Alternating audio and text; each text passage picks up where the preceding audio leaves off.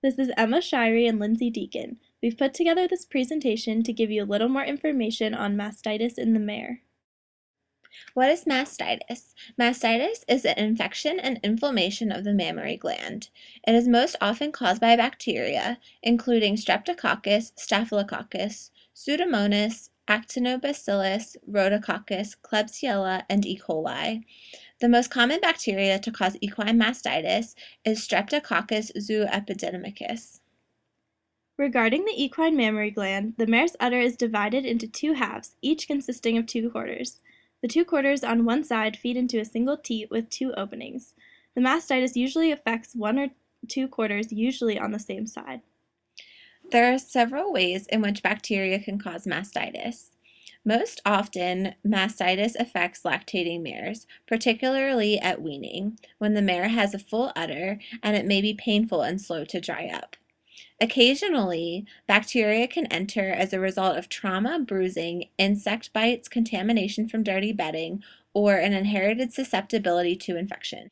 In a non-lactating mare, mastitis may be caused by abnormally high estrogen levels in the mare system, which can result from a pituitary gland tumor, lush spring pasture, or legume hay containing high estrogen levels. These high estrogen levels can result in mammary gland enlargement and trigger production and secretion of milk. There are many symptoms associated with mastitis. Several of them include infected quarters becoming swollen, hard, warm, and painful, an accumulation of edema or tissue fluid on the abdomen in front of the mammary gland. Fever is also a possible symptom. The milk, if the mare is lactating, changes in consistency. It may become lumpy, thick, or more watery, and it also may have a tinge of blood. Some mares become depressed and go off their feed, especially in acute cases of mastitis. The mare may also walk stiffly or stand with hind legs apart. There are several ways to diagnose mastitis in the horse. The first is by a tissue smear to determine if significant inflammation is present, and this is done by a microscopic exam of the mammary gland fluid. Another way to diagnose mastitis is using culture milk samples, antibiotic sensitivity test in order to determine the proper antibiotic for treatment, and ultrasound is used in some cases but is not completely necessary always. There are several means to treat mastitis. One is to frequently hand milk the mare to remove the inflammatory cells, fluid, and bacteria. Another treatment is oral or injectable antibiotics.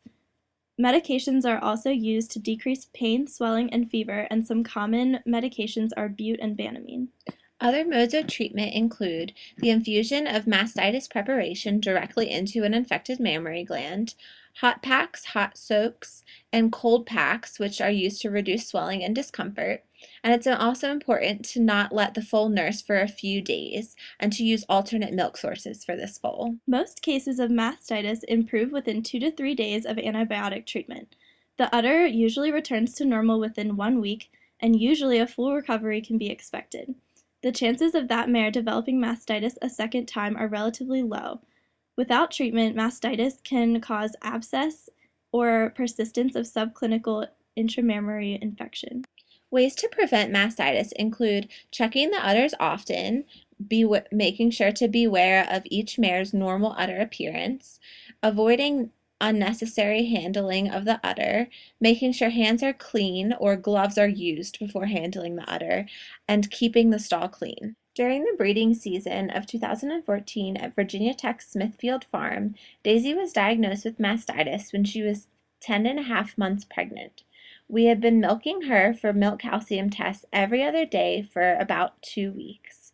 One day we noticed that the milk from one quarter was blood tinged, and that side of the udder was warm to the touch. Diagnostic tests were run by the vet school, including a tissue smear, culture, and antibiotic sensitivity test.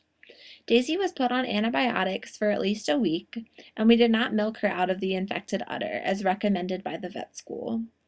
The milk returned to normal within 2 to 3 days, so the milk was normal by the time the foal was born, and therefore the foal was allowed to nurse. This image was taken 3 days after treatment. Daisy's initial samples were dark red as a result of the blood content. The milk shown on the left side of this image is from the infected area as it is starting to return to normal.